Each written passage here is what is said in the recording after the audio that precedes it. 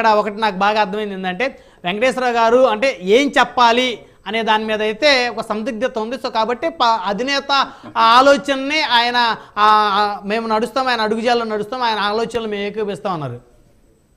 ఇక్కడ ఒక అంశం అండి, ఆయన మంత్రి పదవులు తీసుకుంటూ నేను అనుకోవటం అయితే ఇప్పుడు లక్ష్మీనారాయణ గారు చాలా క్లారిటీగా రాజకీయ అనుభవం ఉన్నటువంటి వారుగా ఉప ముఖ్యమంత్రి తీసుకోవటం అనేటువంటిది మంచిది కాదు, ఆయన హోదాని ఎక్కువగా ఇంకా ఊహించుకుంటున్నారు జన సైనికులు. కానీ ఆయన ముఖ్యమంత్రిగా ఎప్పుడైనా ముఖ్యమంత్రి కావచ్చు అనేటువంటిది అందరికి ఉన్నటువంటి మన మీ డిబేట్ లో కూడా నేను ఒకసారి చెప్పాను. ఇప్పుడు మీరు చెప్పండి, పవన్ కళ్యాణ్ గారికి భవిష్యత్తులో ముఖ్యమంత్రి అయ్యే అవకాశం వస్తుందా రాదా మీకున్న అవగాహన ప్రకారం, మీకున్న అనాలిసిస్? ఇప్పుడు ఏమండి, ఒక అంశాన్ని గమనించండి, పవన్ కళ్యాణ్ లాగా 2012లో పార్టీ పెట్టుకున్నటువంటి జగన్మోహన్ రెడ్డి 19 వచ్చేసరికల్లా ముఖ్యమంత్రి అయ్యారు కదా.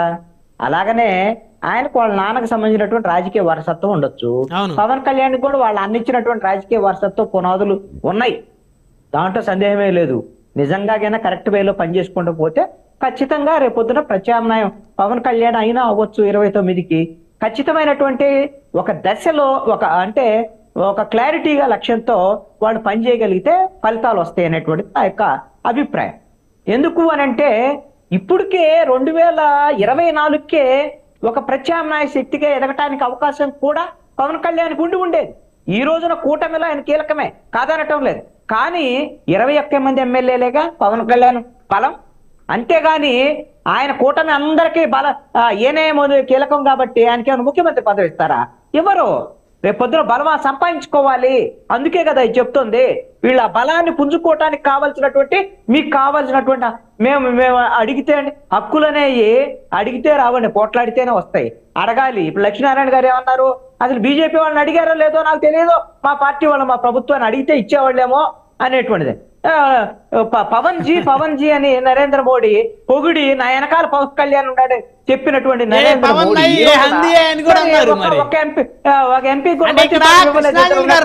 నాకేమనిపిస్తుందంటే బీజేపీ వాళ్ళు పవన్ కళ్యాణ్ గారిని పొగడ్తలతోటి మభ్య పెడుతున్నారేమో, ఆయన అభిమానులు పొగిడితే కడుపు నిండిపోయింది కాబట్టి పొగడ్తలతో ముంచేసి నిట్ట నిలువున తోసేసే పని రాజకీయ పార్టీలు ఏవైనా చేస్తాయి. అవసరానికి అందరూ వాడుకుంటారు.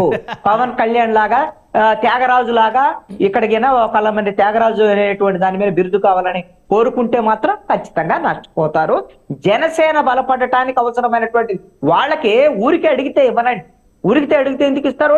గెలిచారు వాళ్ళు, వాళ్ళ యొక్క ప్రాధాన్యత ఉంది, వాళ్ళ కష్టం ఉంది కాబట్టి మాకు కావాల్సిందే ఇవి అని అడగదు. వాళ్ళు అడిగి తెచ్చుకొని వాళ్ళు బలపడాల్సినటువంటి అవసరం ఉంది అనేటువంటిది నా యొక్క అభిప్రాయం. ఇప్పటికే కేంద్ర ప్రభుత్వంలో అన్యాయం జరిగింది కాబట్టి ఇంకొక కీలకమైన ఒక్క అంశం ప్రస్తావన చేస్తాను.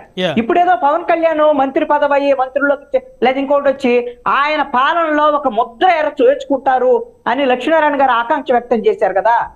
నేను నాకున్నటువంటి పరిజ్ఞానంతో చెప్తున్నాను, నేను పరిశీలించినటువంటి, నేనే మేధావునని కాదు. ఏమిటి అనంటే పరిపాలన అనేది ఇంకేమీ లేదండి రాష్ట్రంలో. మిగిలి ఉన్నటువంటిది ఏముందో చెప్పనా? ఉన్నటువంటి వీళ్ళు ఇచ్చినటువంటి ఆ సూపర్ 6 సంక్షేమ పథకాలు ఉన్నాయా, చచ్చి చెడి కింద పడి మీద పడి వాటిని అమలు చేయటము, అమరావతి అనే దాన్ని ములిగి పూర్తి చేసుకోవటం, ఆ పోలవరాన్ని కేంద్రం సహకారం కాళ్ళు పట్టుకుంటారు, గడ్డాలు పట్టుకుంటారు, జుట్టు పట్టుకుంటారు తెలియదు, కానీ దాన్ని పూర్తి చేస్తే వీళ్ళు అద్భుతమైన పాలన చేశారు. పవన్ కళ్యాణ్ చేయడానికి ఏమి లేదు, చంద్రబాబు నాయుడు చేయడానికి కేంద్రం చేతిలోనే ఉంది. మరి వారు ఏ మేరకు సహకరిస్తారు? లక్ష్మీనారాయణ వాళ్ళు ఏం సహకరిస్తారు అనేది 10 ఏళ్ళలో చూసాం కదా. ఇప్పుడు వాళ్ళ పరిస్థితి అయితే వీళ్ళ మీద ఆధారపడి ఉన్నారు కాబట్టి 10 ఏళ్ళలో మీరు చూసింది, 10 ఏళ్ళలో ఆంధ్రప్రదేశ్ లో డెవలప్మెంట్ జరిగిందంటే 62 to 84% నిధులతో సమకూర్చింది బీజేపీ ప్రభుత్వమా, సెంట్రల్ గవర్నమెంట్. అది మీకు ఖచ్చితంగా చెప్తున్నాను. మీకు ఎక్కడికి వచ్చినా సరే ఏదైనా సరే డాక్యుమెంటరీ ఎవిడెన్స్తో ఇస్తాను మీకు, అది బట్టి గ్యారంటీ చెప్తాను. 10 సంవత్సరాల్లో ఏమీ చేయలేదనే మటుకు అది మీకు ఎక్కడికి వచ్చినా సమానం చెప్తాను నేను.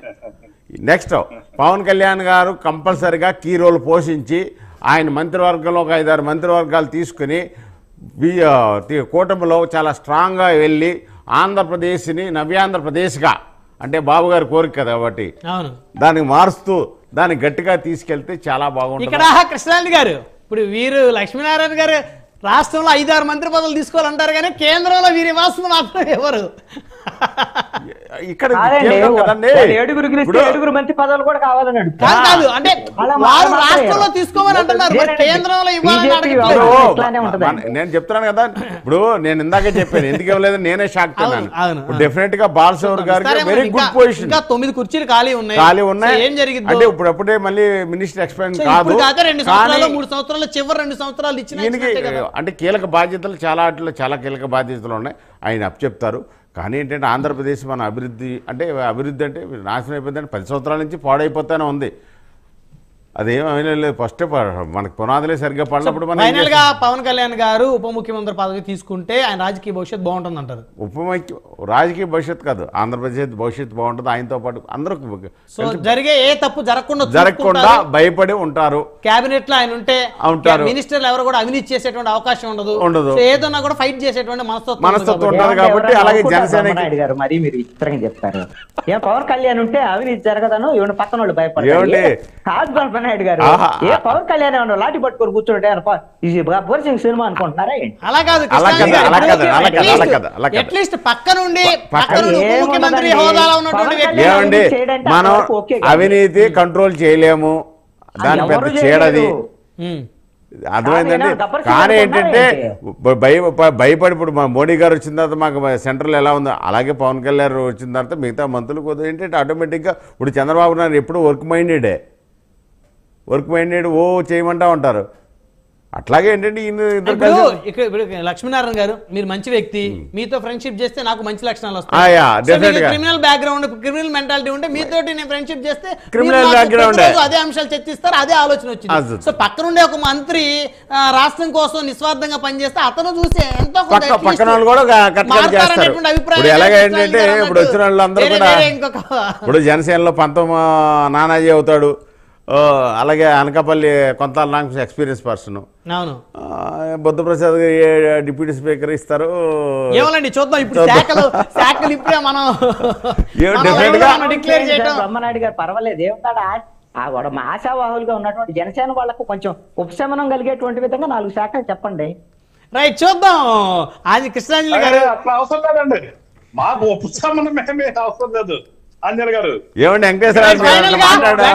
వెంకటేశ్వర గారు మీరు మాత్రం ఫైనల్ గా ఏదైతే మీ అధినేత 1/3 నామినేటెడ్ పోస్టులు అన్నారో అవి మీరు జిల్లా అధ్యక్షులుగా ఉన్నారు కాబట్టి మీ కింద ఉన్నటువంటి క్యాడర్ ని నామినేటెడ్ పోస్టులు కూర్చోబెట్టి మీ పార్టీని మీరు బలోపేతం చేసుకోవాల్సిన అవసరం ఉందనేది ఇక్కడ ఉన్నటువంటి లక్ష్మీనారాయణ గారి అభిప్రాయం, కృష్ణాంజలి గారి అభిప్రాయం. లేదు మేము ఇలానే ఉంటామంటే అది మీ యొక్క వ్యక్తిగతం, మీ పార్టీ యొక్క అంతర్గతం, దానికి ఎవరో కూడా ఎవరికి సంబంధం.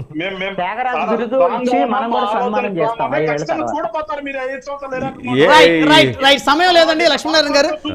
రైట్ ధన్యవాదాలు అండి చర్చలో పాల్గొన్నందుకు. లక్ష్మీనారాయణ గారు భారతీయ జనతా పార్టీ సీనియర్ నాయకులు.